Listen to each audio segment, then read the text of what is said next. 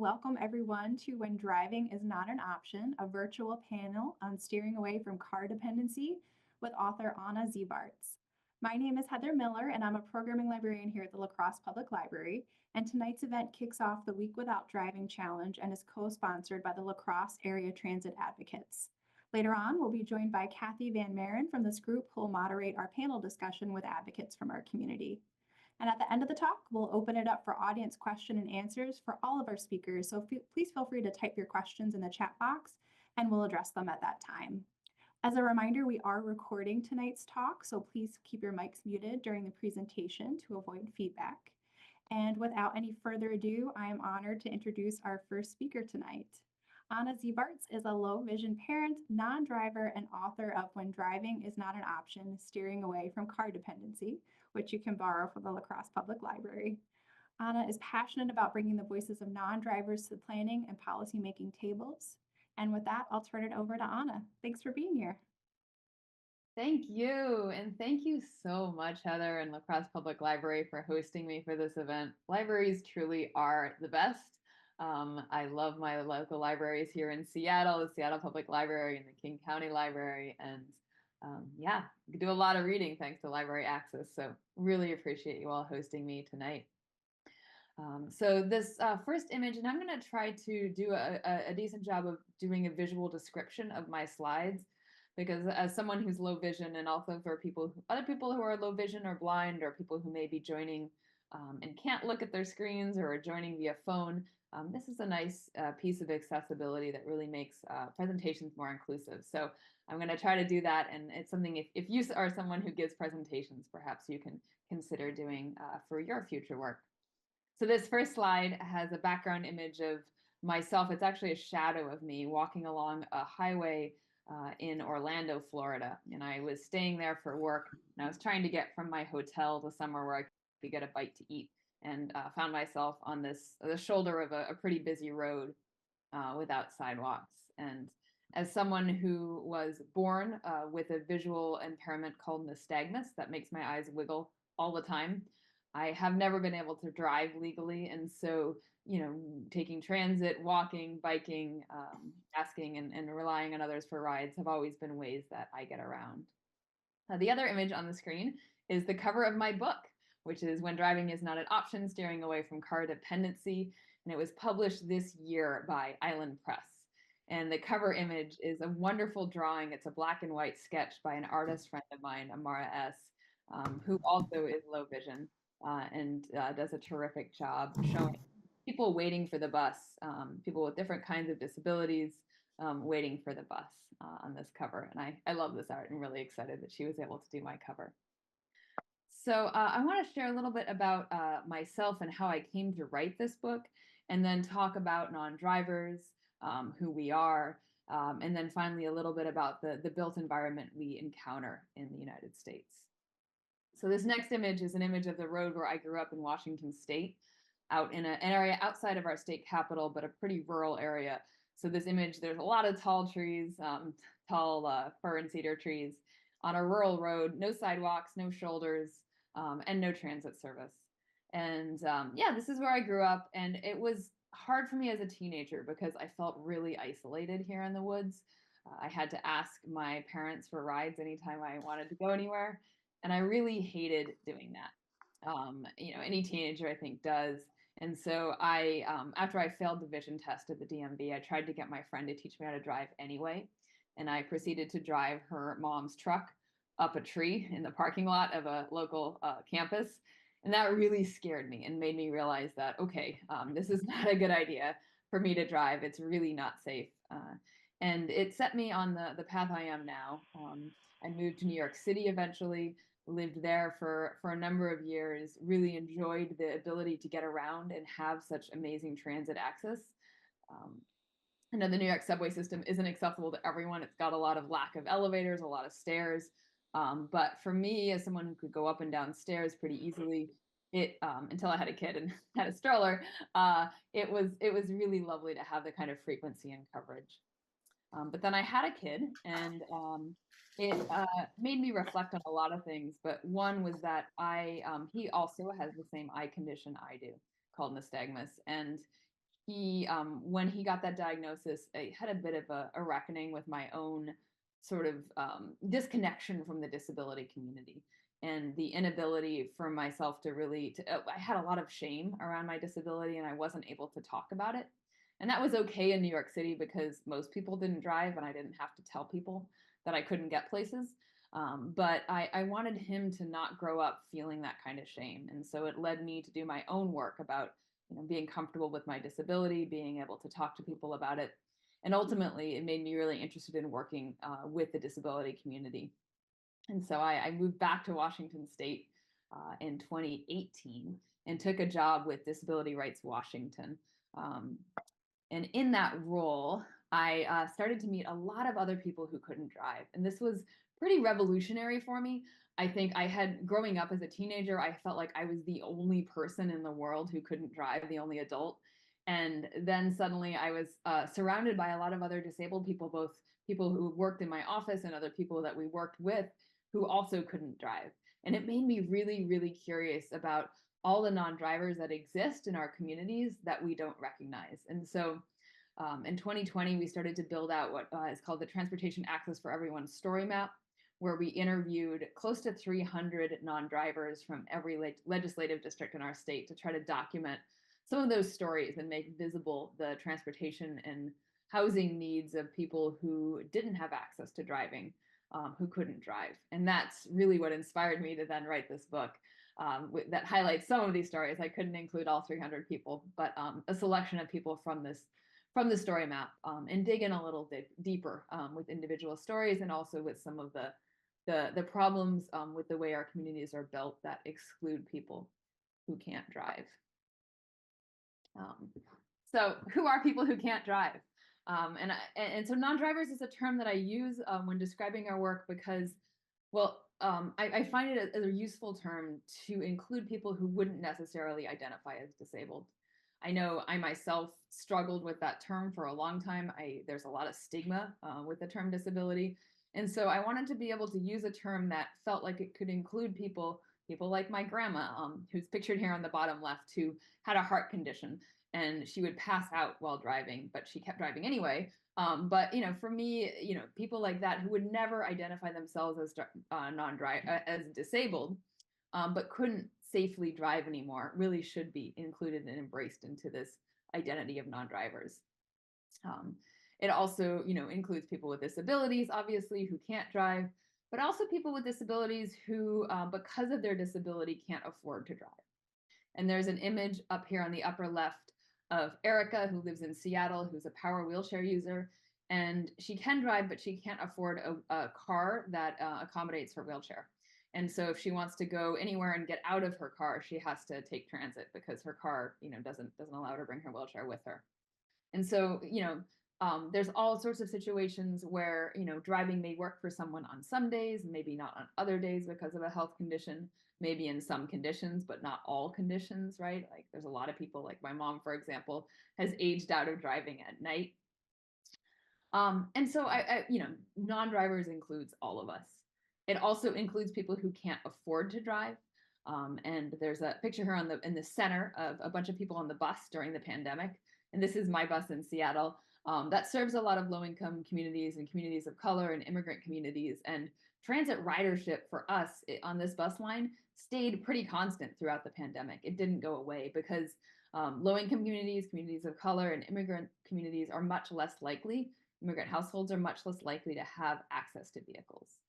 Black households across the US are 3 times less likely to have access to a car, and immigrant households are 7 times more likely to not have a car, right? And so, we see that in the transit ridership, and we saw that in the transit ridership, especially during the pandemic, when people with choices were able to stay home or were able to opt into driving.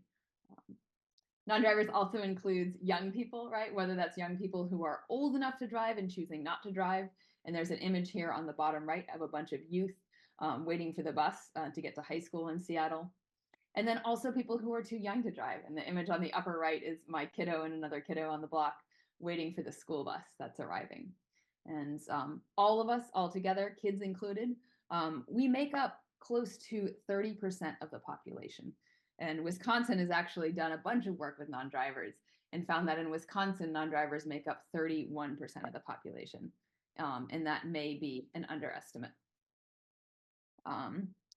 So thinking about who you know in your own life, and you can put this in the chat if that's something you're comfortable doing, but who you know in your own life who can't drive or can't afford to drive.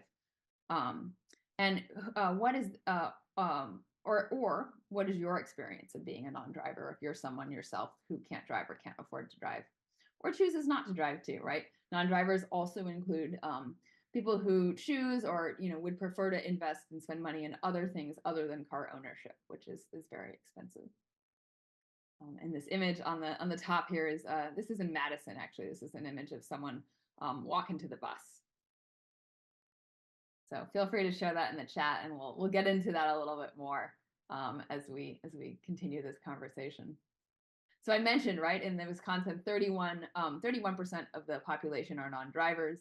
This is similar nationally. In Washington State, we did a study inspired by your all study and found that 30% of the population are non-drivers here. And in the US, 31 out of every 100 residents doesn't have a driver's license, which driver's licenses aren't a perfect measure of driving and not driving, right? A lot of people have licenses and can't drive, and some people without licenses do drive, but gives you a pretty good sense of non-drivers overall. And, I think once you start thinking about it and once you start noticing it and being in places where non-drivers are accessing our community and accessing transportation systems, you really start to notice these things. This image on the left is an image of a 6 a.m. bus in a pretty rural part of Washington State, and it was full. There were a bunch of people on this bus, and I was pretty excited actually by this because we've recently expanded some of our transit service statewide, and to see that expanded transit service being used was really exciting. But you also see it, if you see people waiting for the bus, if you see worn pathways, worn into the side of busy roads without sidewalks. These are all symbols of those of us who can't drive and who are still needing to get places. Wants to beep at me every time I try to go forward. These are some images of the non-driver data from Wisconsin. And I think I did a little close-up zoom of La Crosse County, where the estimate is that 30 to 40% of the population are non-drivers. So you can check this all out if you Google Wisconsin Non-Driver Advisory Committee or Wisconsin Non-Driver, it should come up. And you can dig into the data a little more. So how do non-drivers survive? How do we get around? What do we do, considering that so many of our communities are so car dependent? In Washington State, the research that we had conducted by our state legislature, funded by our state legislature, and conducted by the planning firm Tool Design, found that most non-drivers, most of the time, ask others for rides. And I think this is broadly true, especially outside of big cities where we have really reliable transit systems. Asking for rides, and even in big cities like in Seattle, it's still faster to drive places than take transit. And so if you have that social network to rely on, that's something that a lot of non-drivers do lean on. But that doesn't come without a cost. And there's an image here of Jaime Torres, who's a non-driver from Washington State. And he says, "It is beyond frustrating having to depend on others for transportation. It really affects me to the point where it's easier to just isolate myself in my room so that I don't feel like a burden." And I hear the same sentiment again and again in the interviews I've done with non-drivers. And I think it's also actually very interestingly, something that we have heard reflected in the exit interviews we've done with elected officials who have participated in Week Without Driving, that it's one of the first things they notice is how they give up social activities because it doesn't feel like they can ask for rides to fun things or more optional things. So thinking about in your own life, and you can put this in the chat, when was the last time you asked for a ride? Who did you ask? And did you feel like you owed them something? Paying for rides is another possibility, right, for people who can afford that. But there's a quote here from Amandeep Kaur, who's a blind non-driver from Washington State, and there's an image of her at a transit center on the right. And she says, in the blind community, not all blind people have good jobs. Students and others are struggling financially, and Uber is expensive. And I think this is the reality, right? That sure, maybe for emergencies, maybe for special occasions, non-drivers can and do pay for rides, but that can be a huge financial burden. There's also not necessarily taxi service available in all communities or ride-hail services. And then there's very rarely wheelchair accessible ride options. And so thinking about in your own community, is ride and Uber and Lyft or taxis available? How much do they cost to go places? And then is there a wheelchair accessible option? And that's, I think, a question that unfortunately in too much of the country, the answer is no. So then what works? If relying on others for rides leaves us socially isolated or feeling like a burden and paying for rides isn't available, transit is freedom. And transit is freedom, whether it can run every 15 minutes or some, great frequencies like we get in some of our more urban areas, but even in rural areas where transit needs to run, say, daily or once or twice a week, having a regular way to get into town can make all the difference for mental health, for physical health, for general well-being. There's an image here of Abby Griffith, who's a blind transit user in Washington State, who, like I did, grew up in a pretty rural area and then was able to move to a more urban area to get access to transit. And she says, the room I rented was right next to the bus number 30. It was life-changing for me to know that I have access to places. And she just, loves to share about how that joy she felt of being able to go to the grocery store when she wanted to. So thinking about your own community, your own neighborhood, what transit access do you have? Where does it go? Where does it not go? How frequently does it run? And when does it not run? And feel free to put this into the chat if that inspires you to share. Sidewalk networks are also a critical piece of the transit system. And I think we often think of them as separate. But you can't get to transit safely and comfortably if the sidewalk network isn't accessible, or isn't connected, or is missing entirely, or is covered in snow. There's some images here. These are Seattle images, but of super cracked up sidewalks, of snowy sidewalks that don't get cleared, and of Tanisha Sepulveda, who's a power wheelchair user, and she is rolling in the street because the sidewalk from her house to her apartment complex to the bus stop is not accessible. And she says, it is even less safe for me to be on the sidewalk when the curb cuts are not in place, or there are dips in the cement, or roots have lifted up the sidewalk or gravel. So again, reflecting on your own experience, where are there missing sidewalks or unsafe crossings in our community, in your community? A piece of mobility access that actually gives me hope is the ability to cover some of these longer distances that we have to travel in our communities because things are often all car distance apart, by using micromobility like e-mobility, e-scooters, e-bikes, bikes, electric wheelchairs, trikes. These are all options that allow us to travel these distances or hills more easily.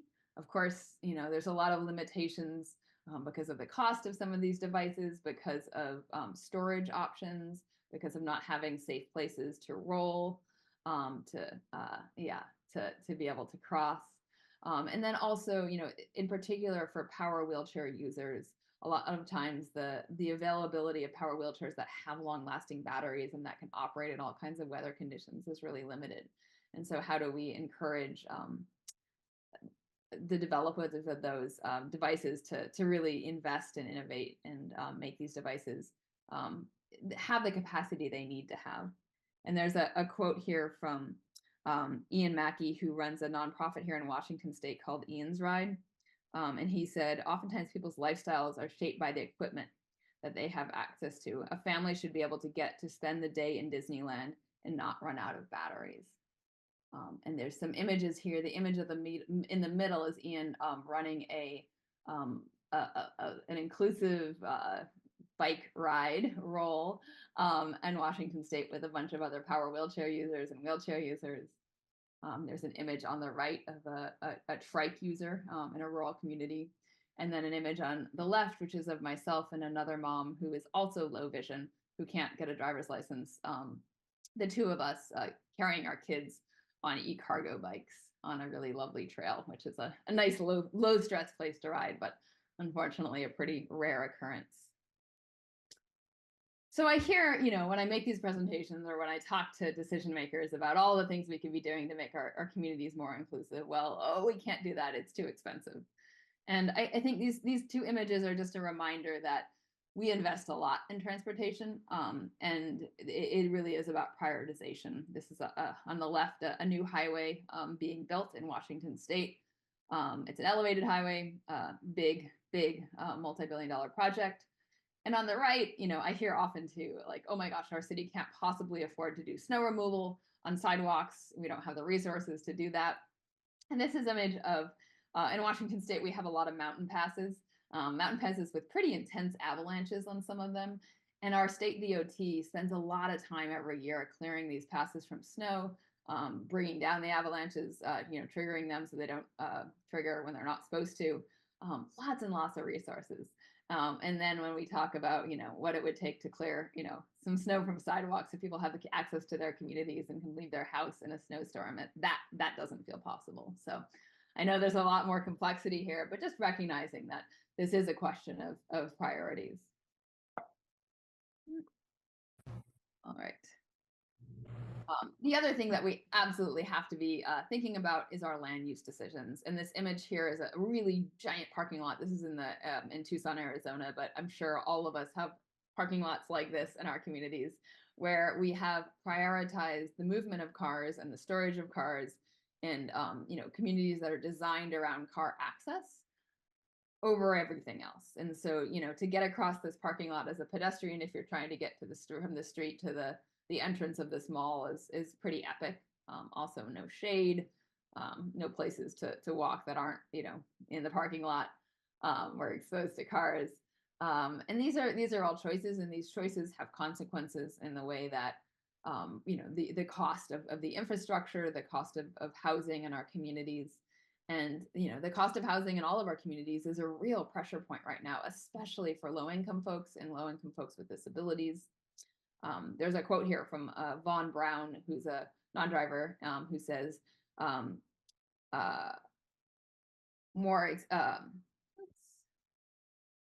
second here as my quote is blocked a little bit, my monitor. He says, moving further out means less transportation, but that's where more affordable housing is essentially. And so I think that conundrum is something that faces so many of our communities, right? Where the most affordable housing is a place where there is no sidewalks, where there is no transit connectivity. And often, because land is cheapest, that's where the affordable housing gets built. And that puts people like Vaughn in a really impossible situation where they have to choose housing or access to the community, and they can't have both. So I'm going to wrap up pretty soon and then turn this over to the panel, because I think it's really important to hear from folks in Wisconsin and your experiences with all of this. But I do want to share some takeaways, right, as for the audience and for folks who are listening, what you can do to start to change things in your community, and what you can encourage your leaders to do. One thing is experiencing your community as a non-driver, and Week Without Driving really is about that. There's a picture here of a walk roll audit that we organized in Seattle with a bunch of folks with different disabilities encountering a sidewalk that is closed for construction. And I think it's so critical for us to experience different kinds of mobility and experience what it's like to navigate our communities in doing walk roll audits with people with disabilities, right? Because there's no way, if you're not someone who thinks about wheelchair access, who thinks about curbs, who thinks about slope, you're going to think about those things in your daily life, unless you've had the experience of going out with someone who's a wheelchair user and experiencing that, or going out with someone who's blind and experiencing what it's like to try to cross a busy street that doesn't have an audible signal. How does that feel? So the Week Without Driving really is an awesome opportunity to ride transit, to do these walk roll audits, to connect with elected officials, I'm sure we'll talk about it more. There's an image here on the right of one of our earlier years here in Washington State of Week Without Driving, where Crystal Monteros is educating some elected leaders about the lack of sidewalk connecting her bus stop to her apartment complex, and raising the awareness of this particular access barrier that she and her neighbors encounter. And I think this is the end of my presentation. So let's see if I can clear out of here. Yep. So I'm going to stop there, and yeah, I'm really excited to meet the other panelists and to take your questions and to continue this conversation and hear about what's happening in La Crosse, what's happening in Wisconsin, and what you all have been doing this year with Week Without Driving. Thanks.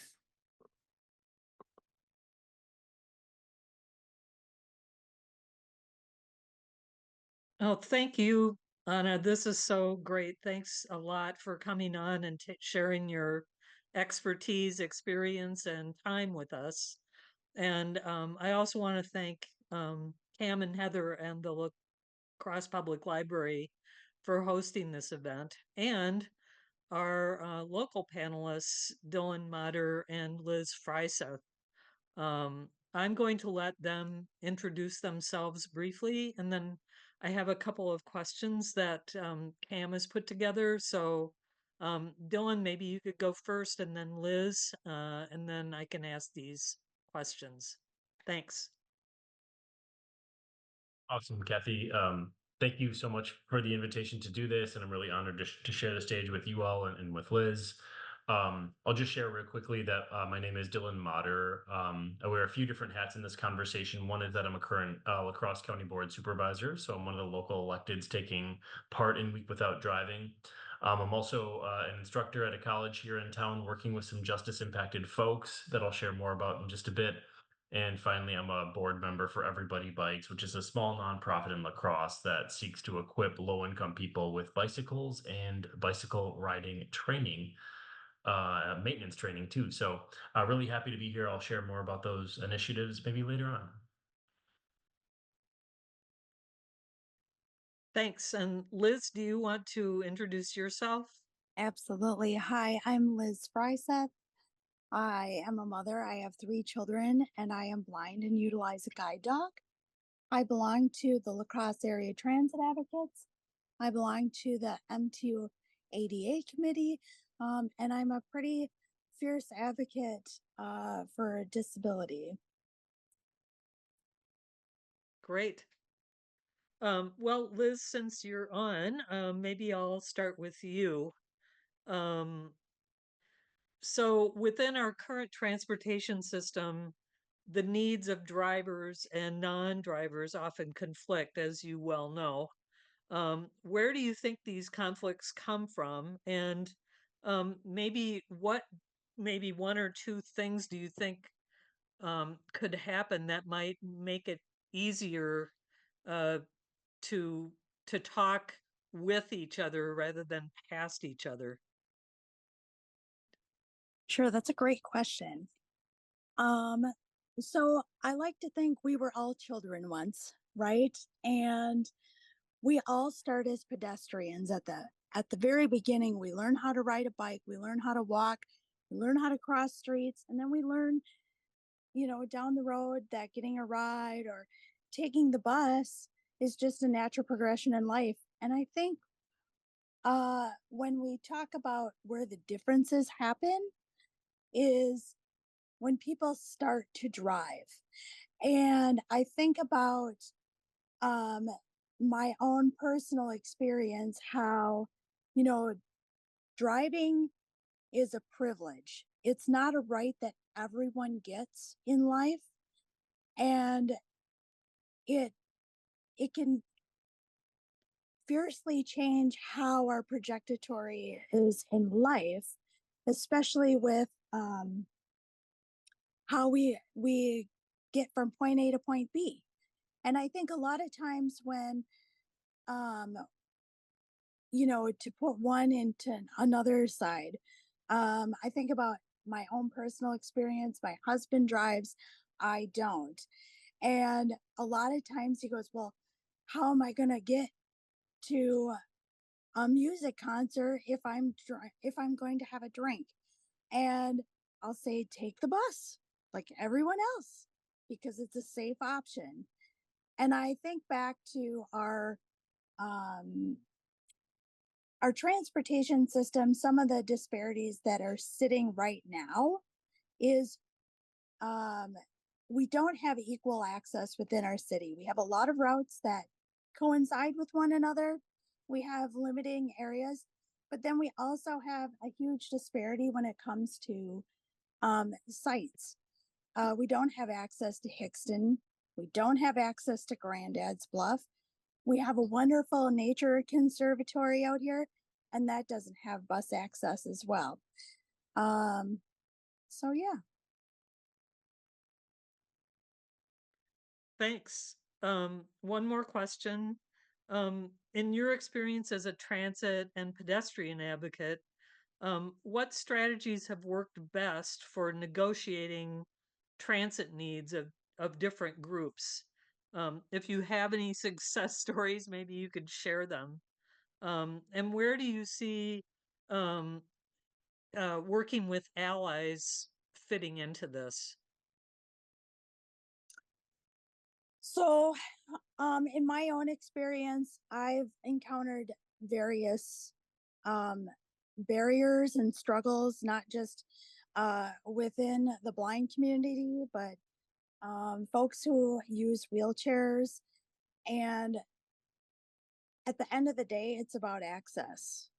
Whether the curb cut is angled wrong, which might put us into the middle of the intersection, in safe things, that could mean bikes as well, for children that are trying to cross to go to school.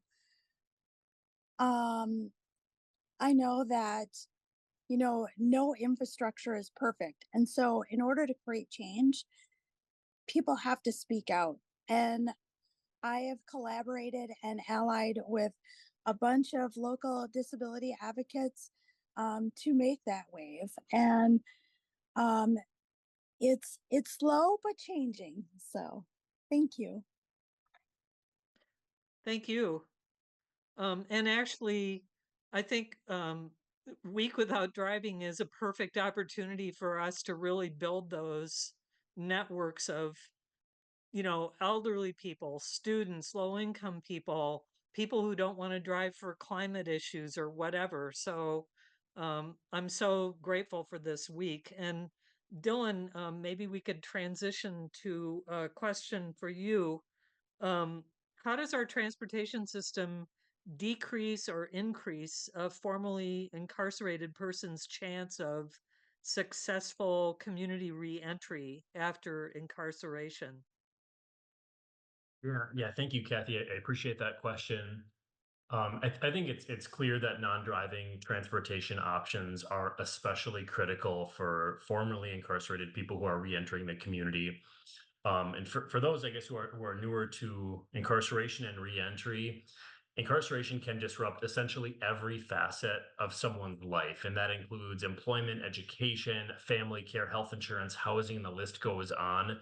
And I hear often, so I work with justice impacted folks, both on the inside and on the outside. And I hear often that folks have to start over when they re-enter the community after incarceration, whether that be jail or prison.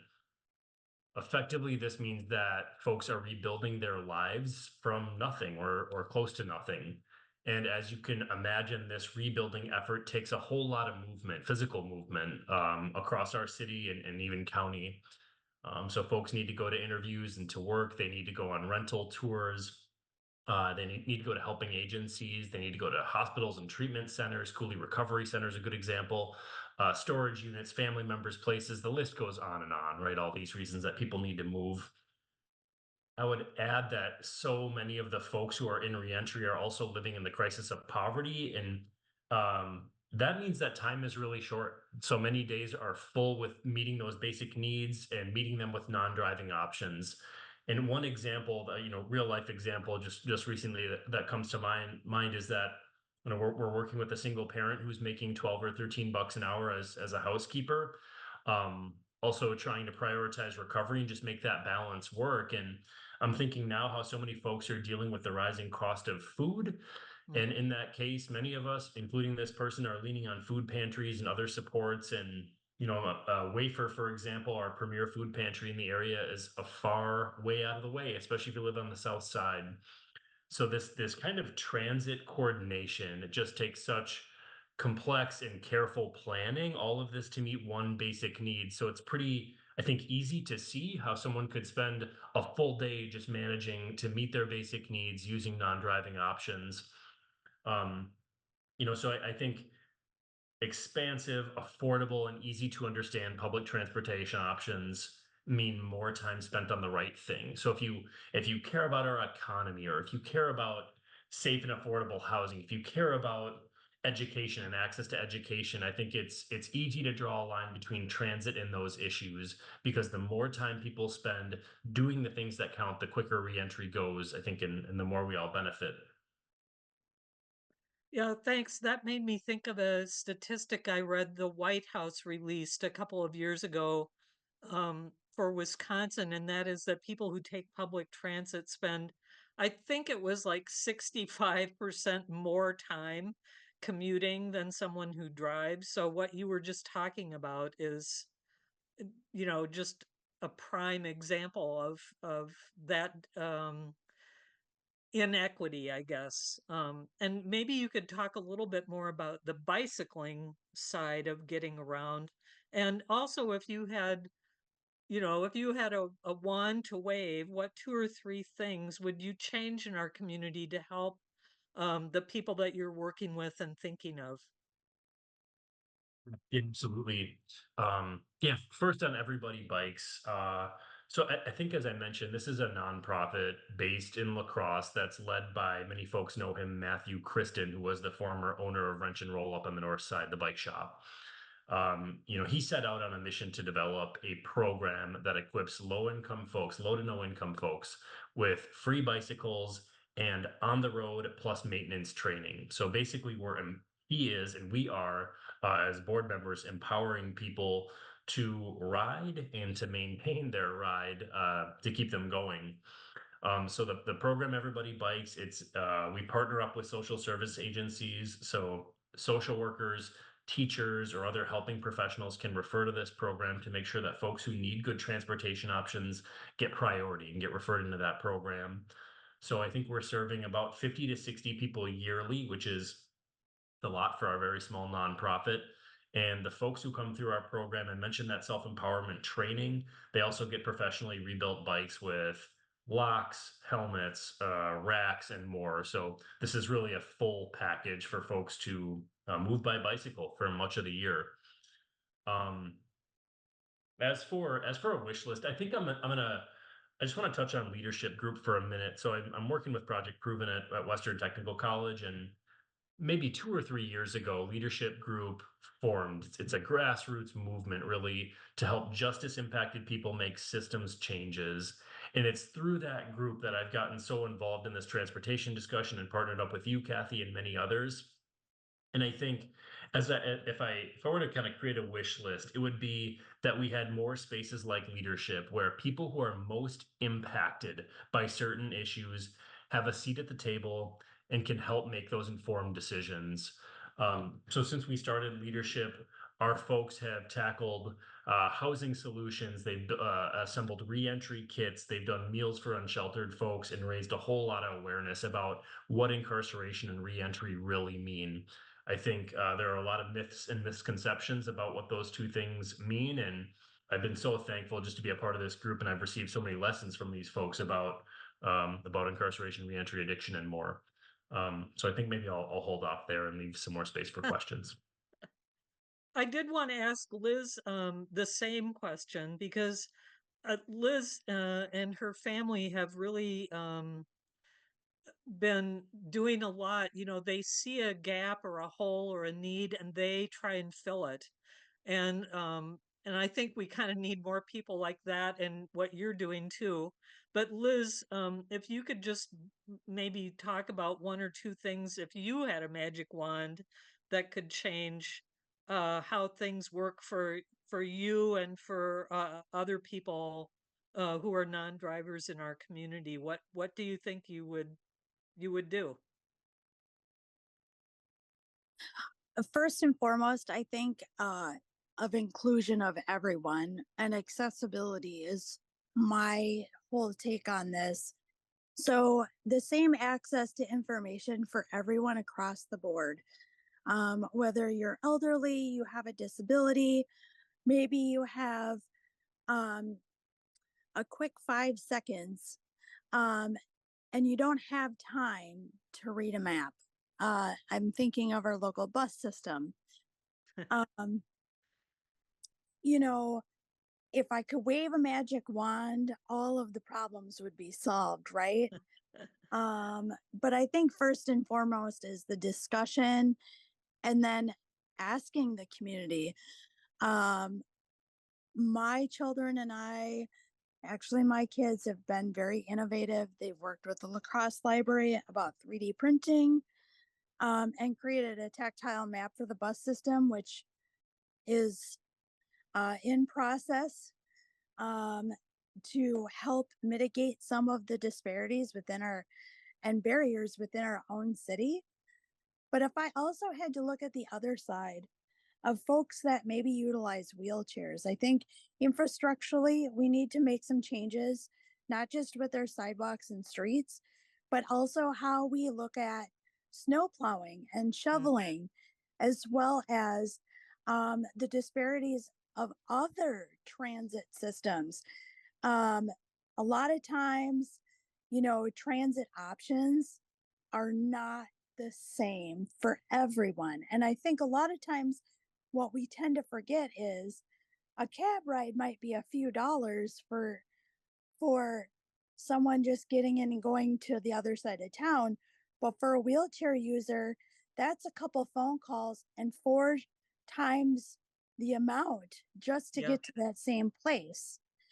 As well as rideshare options are not always inclusive, especially for blind and visually impaired. I don't know if I'm going with a stranger or Yeah. a friend. And also the other fact of I utilize a guide dog, and not everyone will transport, and they will leave you on the curb waiting. Yep. You remind me, I was taking the bus a couple days ago. There was someone with a wheelchair on the bus, and then there was somebody with a push walker on the bus, and there was a wheelchair user at one of the stops. And the bus driver yelled out, "I already have two," and then drove on. And so that wheelchair user was denied public transit, and had to wait. It was the daytime, so it would be half an hour, but if it were at night or the last bus, it would be awful.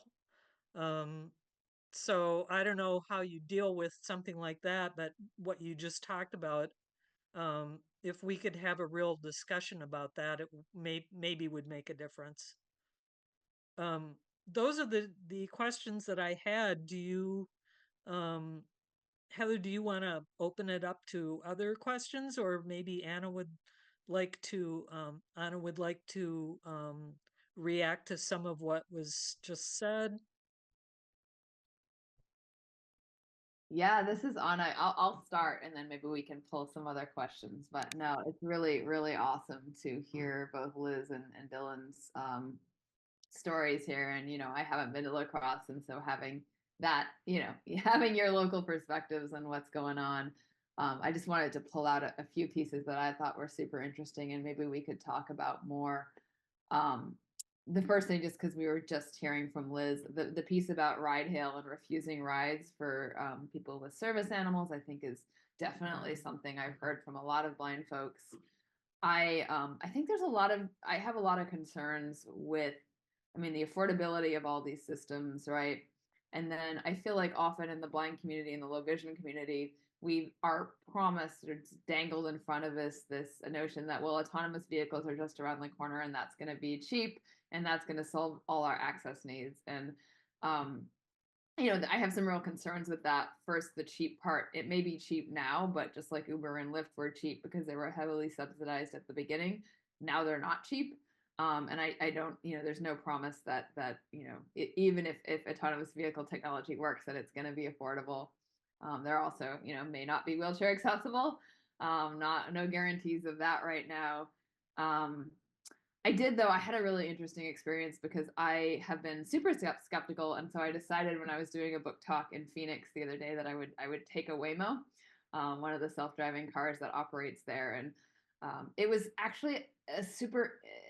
I got in and haven't ever been in a car by myself before. I really never have, and to have that kind of privacy was kind of magical, and I was like, oh, this must be what it feels like to drive yourself places. Again, I still have a lot of concerns around the cost, around accessibility, around what it's going to do to inducing more driving, because if it's so comfortable and easy and cheap for everyone to be driven places, then people are just going to want to live further and further away, and we're going to build, even more sprawling communities that make anyone who can't access that even more excluded. So still many concerns. And I just wanted to, I think that's a really interesting space to be thinking about and talking about. And I'm not convinced it's right around the corner. I think there's a lot more to building cars that can work in, all weather conditions and all kinds of pedestrian environments or different traffic situations, construction situations. Definitely some real challenges there. But even if we could get autonomous vehicles, I think we need to think really hard about whether that's the quote unquote solution that our communities need. So that was something that I wanted to sort of think about. And I don't know, Liz or Dillon, if you have any thoughts on that piece or on demand.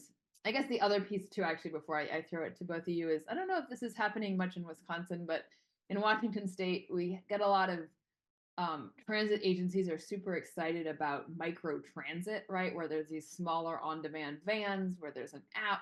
Via to Transit is one operator, or Via is one operator here in Washington State, and you have the app on your phone, and it's run through the transit agency so that it's publicly funded, and they come. You can request a ride, and usually it's within a specific geographic area. I think there's a beauty to fixed route transit in that it scales well, and you know where to be, and you know where you're going to get dropped off. And there's also, you don't have to have a car seat if you're a parent. Traveling with young kids in ride-hail vehicles or in smaller than bus vehicles can be a real hassle. But curious if that's a thing, and if you have any thoughts on that or on, I don't know, this promised autonomous vehicle future that's going to solve all of our needs, supposedly. And I'm seeing something from Kathy in the chat. Microtransit is not sustainable. Yeah. I'm thinking Kathy's probably right about that. And similar to you, Anna, I think I'm looking at the disparities right now and the inequities right now and thinking that we have the policy levers to solve most of those disparities if we can put the funding and the effort in the right spot, right? So I guess I'm not holding out for any long shot solutions like autonomous vehicles, but very interested in how local government especially can make things work with the tools that we have now. And I keep coming back to representation and voice. And I think as I look across our local county and even city governments, I think we should really strive to have a representative democracy in the sense that folks who are most impacted by these issues have a seat at these decision-making tables. So that's where I'm landing for now. Yeah. I guess I land a little bit different. I wish all of our local communities would band together on a more forefront versus one conglomerate and then the cost share being exorbitant for all of the remainder. Especially when it comes to, not just the paratransit system that exists in our city. So our transit system is affordable. But when we talk about paratransit, it's $4 one way. That's not a cheap cost, especially if you have to go to Walmart and then back, and then our local paratransit entities can cost just as much, where they have separate pickup points all throughout an area. So in retrospect, there is definitely work to be done. I would totally like autonomous vehicles. However, Uber and Lyft was, the latest and greatest, and that truly has panned out a whole different ball game as of late. And yeah, I have a quick side note story. So I lived in a rural city, Chippewa Falls, Wisconsin, which had a van was their system, and you bought a punch card, and it only went in that vicinity of the city, and that's it. And I think back to when Uber and Lyft was relatively brand new. In order for me to go to Eau Claire, Wisconsin, it was $40 one way. And as Anna was saying about, the other transit options, right? There is an other option up there, and that was an independent, if you will, but they would only take the person, they would not take children. Leaving, I had 3 small children at the time. You can't just pick and choose what child you're going to take without someone watching the other 2. So I'm fortunate I was able to move to a more metro area, that wasn't as rural. But there still are some disparities to be worked out. And if I could wave that magic wand, I would hope that, our city leaders could come together and find that happy medium to make transit work, not just for a group of people, but for everyone. Thanks. Yeah. Oh my gosh. This is Anna. I mean, just the systems that get designed that assume people with disabilities don't have kids or don't have more than one kid or don't have a kid that needs, I've heard of, paratransit vehicles that can't accommodate infant car seats. And it's like, what? Anyway. Dillon, I wanted to ask you something. I guess 2 things you said I had questions about, and was excited about. The first is the representation and voice piece, which actually I'm going to ask about second. But the other piece I wanted to dig into a little more with you is folks who are justice involved, and folks coming out of prison, or jail. Definitely, a community of non-drivers that I think we don't think about, or it's difficult to sort of quantify sometimes, or really think about their needs and what it means to not have access to transportation in that situation. So I really want to thank you for calling out that piece. I guess my question for you was around how car dependency often ends up being something that can drive people into being justice involved. And my experience from this comes from, I was doing contract work for the ACLU, and I was doing court monitoring in Memphis, Tennessee, and was just shocked to, first of all, I was the only white person in the court, other than the judges and lawyers, which is, I think, a symbol of what's broken.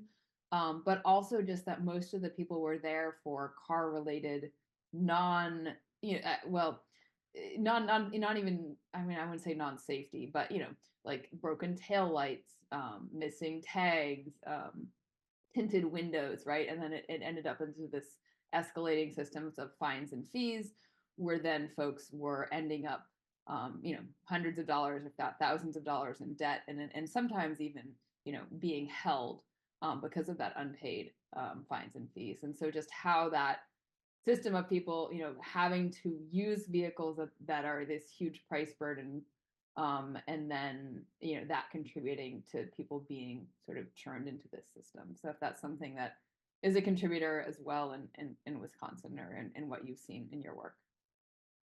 Without doubt. And I think your question is so intuitive.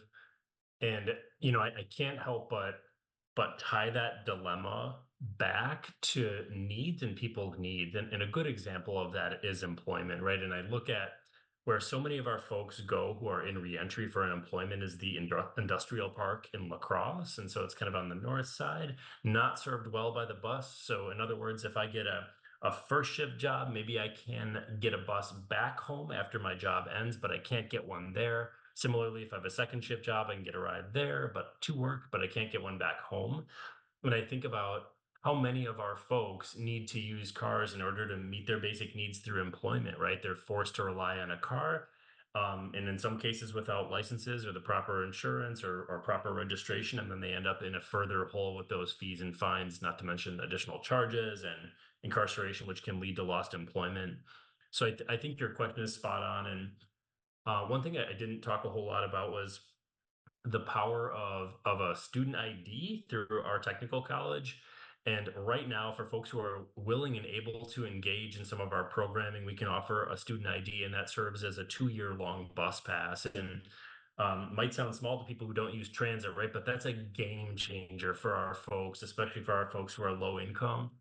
And just for them to be able to move without worry, that's a significant draw into our programming. So I think um, there's power in that, right? There's power in offering bus passes. People will use them when they're in their hands. And I think that helps people avoid further consequences of the justice system because you're right. It's sort of a sticky trap in the sense that once you don't have a driver's license, it's sometimes it can feel inevitable anyway that you get pulled back into driving and pulled back into the justice system even further.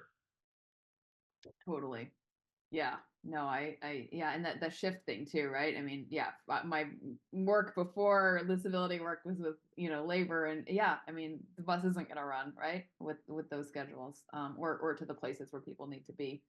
The other thing I wanted to touch on that I think is a really important piece that you hit on, and I include this in every talk that I give to decision makers, and it's funny because I haven't been including it in my sort of more general public talks, but then every time there's like a question about it, and I'm like, okay, I should make sure this stays in there. But yeah, like this question about who gets to make decisions, and who is in the room, right, and making sure that folks who have the most lived experience, or are closest to the harm, as you're saying, right, are in the room. And I think that's so important. One thing that we're thinking a lot about here in Washington State is our transit boards are run by, these sort of, our transit agencies are run by transit boards, and those transit boards are made up of elected officials, and those elected officials most often don't ride transit ever.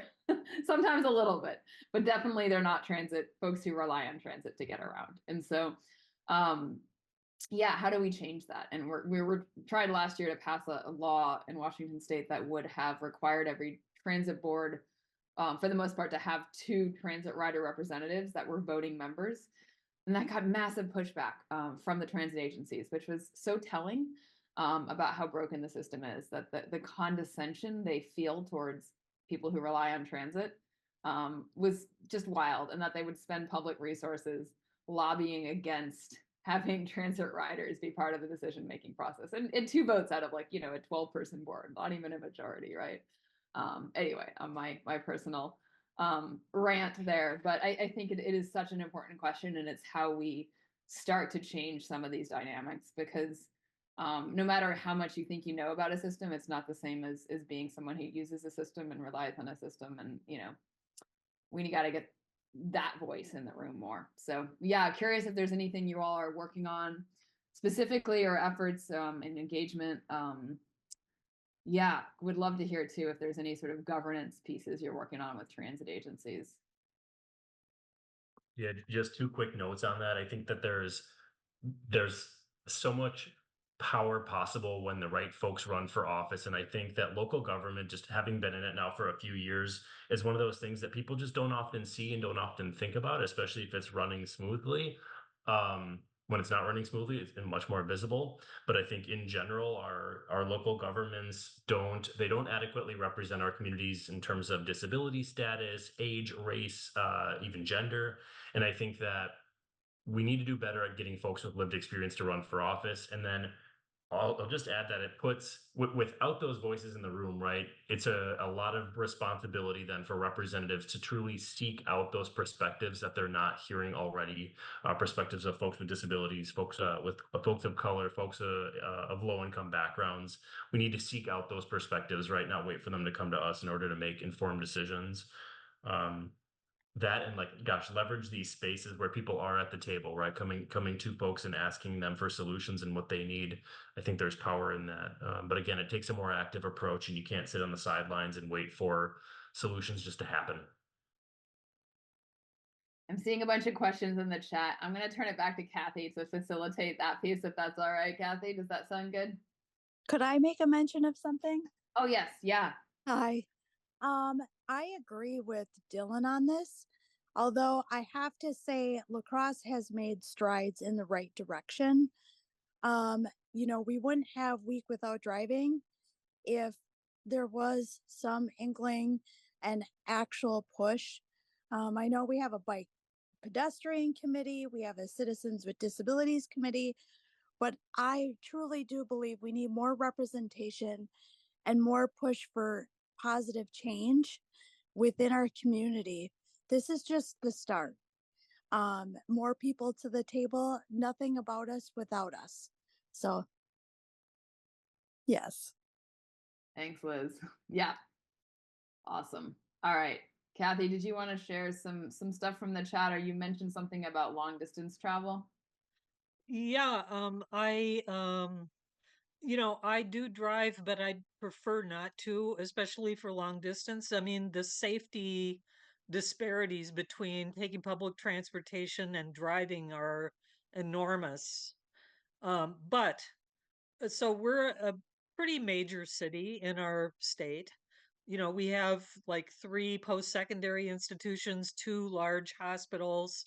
Um, and Madison our state capital is not that far away.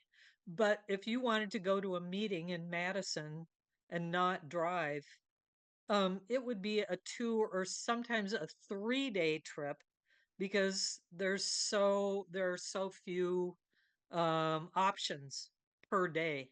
So I was wondering if you have this problem and if you've heard this from other people while you're doing these programs, including discussions about long distance travel when we're talking about non-drivers and when driving is not an option. Yeah, this is Anna. I'll share my piece, but then Liz and Dillon, sorry if you guys want to share. I mean, definitely, right? It is, I think, especially for folks, who can't drive.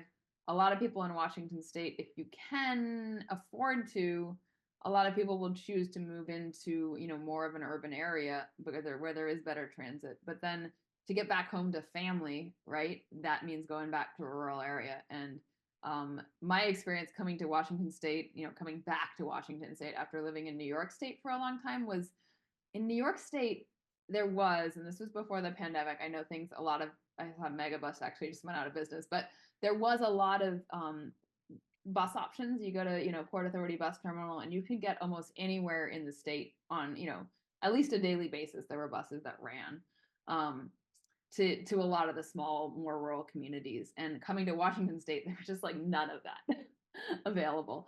And now we've got a little bit better, but it still really is a much, I think part of it's density and part of it's just sort of, this assumption that there's a lot more people who can drive, even if that's not true in rural communities. So I'm actually speaking at a rail conference in a couple days where there's folks who really want to see more rural rail. I think that's great, but realistically, we just need more inner city bus transit options, and I think we need to be subsidizing those because perhaps expecting the private market to pay for it is not going to work.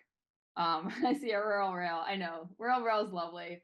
It's just and there's so much rail track everywhere too is the frustrating part. But Dillon or Liz, do you have any experiences trying to get to different parts of Wisconsin? Hi, this is Liz. So 2 weekends ago, I had to get a ride to Fond du Lac. I was traveling out of state and ended up taking a ride from someone I know, barely, in order to get to my next point to take a bus for 7.5 hours to Detroit, Michigan. And, I wish there was like a better connection system. And I know that lacrosse in general could have better access, not just to like our train station. There isn't even a bus stop there. And then as well as our airport, that's only on demand Monday through Friday. So the other options are, taking the bus, but at what cost? Like Kathy was saying, it could take hours or days. So that would be my lived experience with that. I wish I had a better option or a better suggestion, but that's life. Thanks. I'll just add a quick note that, one somewhat good example of intergovernmental collaboration for transit is our smart bus, the Scenic Mississippi Regional Transit. And, I guess I'm proud that the county's involved in that. I know the routes aren't as extensive as I would like them to be, but basically, it does run into kind of in 4 different directions, I believe. And with generally 3 pickup times and drop off times across the day. So it's not workable for a lot of people, but I do have several colleagues at work here who take in that smart bus and are able to ditch a car with that option. So I'd like to see more of the smart bus kind of mentality of intergovernmental collaboration, making things happen in rural areas. That's kind of a good segue into a comment from Mike, who says for a small city, La Crosse has a really good bus system, which has stops at all major employers. And he's a regular bus rider to and from work for 20 years. But he sees the problem of lack of riders, not including students, using the bus to commute to and from work. He does see people commuting to and from work using vans that service outlying communities. So I guess on the broader level, the smart bus, I think, was pretty much started to provide rides for people who live either outside of La Crosse and work in La Crosse, or vice versa, live here but work at Organic Valley or whatever. So maybe you could all comment on bus as worker access, and then for local folks, what might help us get more people riding the bus to and from work. Thanks. Yeah, this is Anna. I'll start. I guess this is a question I think about in the context of Seattle a lot, because we have a great transit system. I mean, it is really one of the best in the country. Sure, it's not as fast as driving, but it really is a pretty good system. And then I think about my block, and I organize block parties for fun and for resilience, and because I want to know my neighbors, and it's great to have play dates for my kid. And I think about everyone on my block, the non-drivers I know, but also then all the people who choose to drive and what it would take to get them to ride the bus. And it is really interesting to think about. I think a lot of it has to do with stigma around buses. And some of that stigma in Seattle is deserved, because it got really rough for a while after, in 2021, 2022, with sort of behavior and what was going on our buses. As someone who had to ride it through that time, like, it wasn't great, but it has gotten a lot better. And yeah, and so what would it take to get some of my neighbors to not drive everywhere? And I think part of it is that stigma. Part of it is also that a lot of the routes are just set to go downtown, and if you need to go east west rather than north south, you're kind of out of luck. And so, yeah, part of it is routes that are more reflective of the fact that we're not commuting downtown as much as a city anymore. So, yeah. And then I think it does have to be less easy to drive, because I think when driving is so easy and parking is so easy, and it is so much faster even than our good bus service.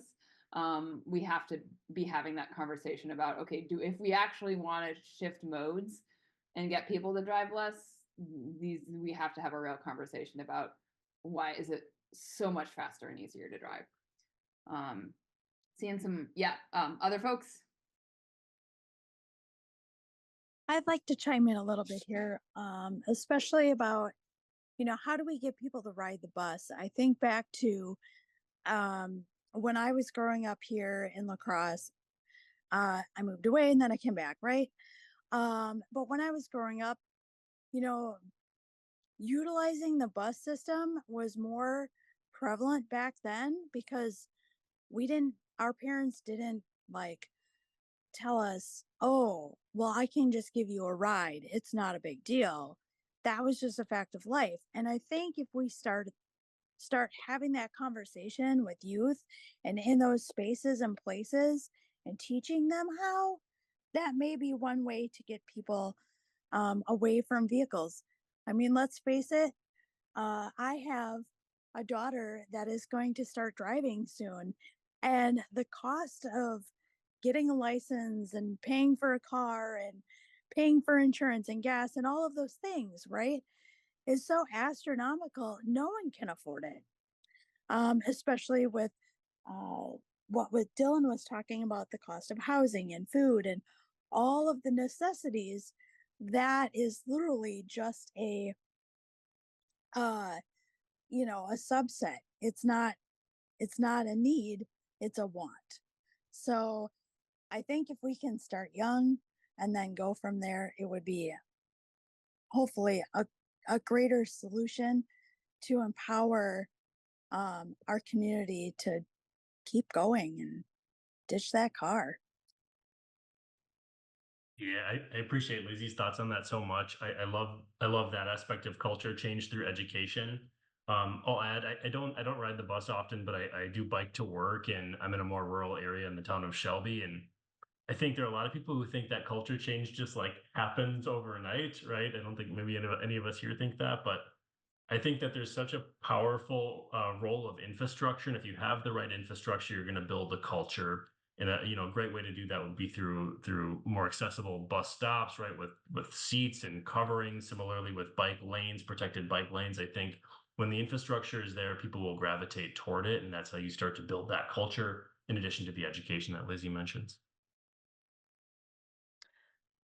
We have another question here. Can you speak to your experience as non-drivers dealing with inclement weather and how that's impacted your mobility? And I am a bicyclist. I used to be a bike commuter, and the old saying, there's no bad weather, just bad clothing.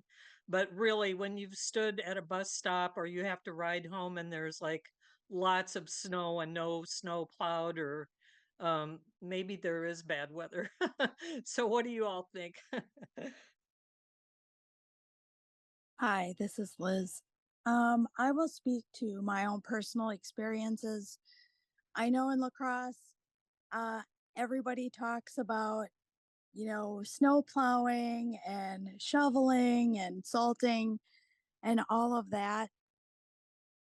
Um, I come across so many unshoveled sidewalks. I can't even count how many curb cuts I have to try to climb over the pile, per se, uh, as well as rain. I'm out in the community every single day.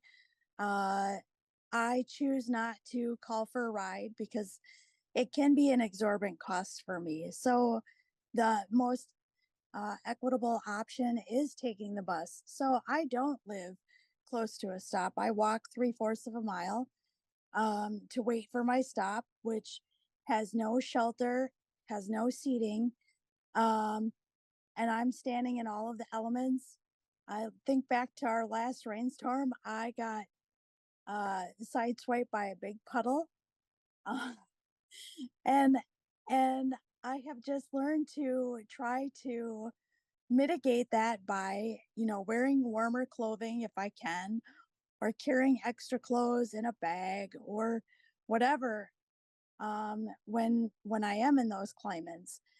I think though for change, I would like to see our transit system look at more shelters, especially in areas that may have not been um, addressed and looked at, as well as seating. A lot of times when I'm at a stop, elderly people are trying to sit on the ground um, because they can't wait the 30 minutes, or they just missed the previous bus by mere minutes because it took them a while to cross the street. Um, especially in a few of our neighborhoods, there may not be curb and gutter. It is literally blacktop, and that's it. So I think realistically looking at infrastructure and having sidewalks available would be ideal as well. Thank you.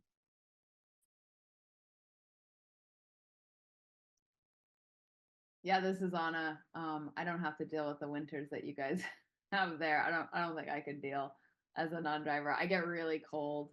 And I know, yeah, having bus shelters, having the puddle thing is such a problem here in Seattle too, like getting drenched by, when there's not drainage and you're standing near, at a bus stop or on a sidewalk. It's just awful when a car goes by or a big truck. Yeah. I have discovered my hack is I have discovered battery powered clothing, like gloves and vests, and that is my my superpower right now. But you really do have to be way more intentional about what you wear with shoes. Yeah, and I think you also there's a lot of sort of assumptions around what is professional clothing, or if you're showing up somewhere looking like you're all bundled up in all this gear and you're carrying a bunch of bags, the way people treat you in that situation, it's based on our own bias around, oh, well, you should come and not be carrying anything, and you should look a certain way because people who carry all this stuff or look that way are, not welcome in this space. And even, even in a city like Seattle that's progressive and transit friendly, I think you get a lot of looks when you show up somewhere looking like were waiting at a bus, or you have to carry in all your groceries with you into the next store you have to go to because you don't have a car to leave them in. So those are Yeah. that's a culture thing I think we need to push back on, because yeah, that's part of not getting around with a car. Thanks. The great comments. We have one more question, I think. This is from Kevin, and it's kind of a local question, but it could be a broad question. So our state university here, does not have a transportation plan. It doesn't have a sustainability plan. They already have one parking ramp. There's lots of parking problems around the university. Now they want to build a second parking ramp, and some of us tried to stop it, but of course that was useless. So Kevin notes that it's just going to induce more demand. And then they have a parking pass system that does not prioritize people with disabilities or children or other valid reasons to need a car. So the question, I guess, could be how do we deal with these big institutions that have so much to do with the inducing traffic, more commuters, and what somebody else brought up previously about workers not taking the bus because why would they? Their employer's not saying anything about it. So do you have any suggestions for working with that, or have you had experiences like this? Thanks.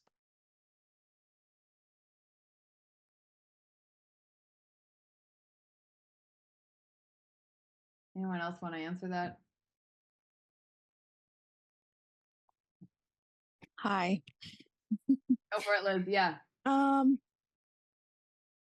So I think back to an event that I attended at UWL, and a lot of the students there were really excited to, this is their first time away from home and they need a car, and they can go home on the weekends or breaks or whatever. And I know the university has tried to mitigate this and come up with ideas to be more forward thinking with, not just the bus pass connected to their ID, but encouraging students to walk, to utilize other forms of transit within the city. I will say, as a transit advocate and disability rights I am frustrated with the parking ramp and the frustration level of, we need another tall structure that holds cars in it. And how fast are those cars coming in and out of it? And all of these things, because not just in that area, we also have a lot of pedestrian issues, as well as we have vulnerable populations in living around those areas as well that could be at risk for their safety. So I try to think about that, and you know, I wish I had an answer that would be more conducive for a plan or a suggestion, um, but I really don't. So, anyone else? Yeah, I don't have a whole lot to add on this, only that I hear that point, right? That it's also true that if you build car infrastructure and design a city for cars, then it's also more likely that folks drive, right? You disincentivize the more sustainable practice, and I think this might be a case where that, I guess, that aspect wasn't considered or wasn't considered thoroughly enough.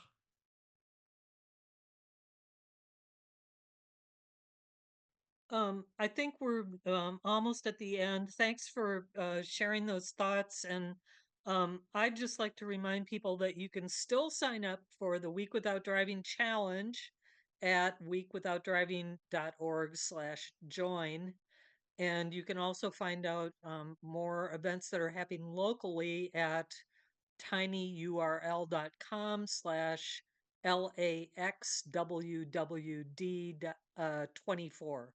I'll put that in the chat. And I'm going to hand this back over to Heather. Thank you.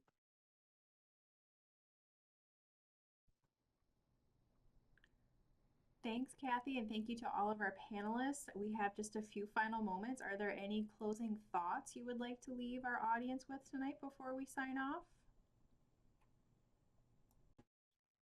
This is Anna. I'll just say thank you so much to Kathy for encouraging this to happen, for Heather for hosting, and for Liz and Dillon for sharing your voices and your stories.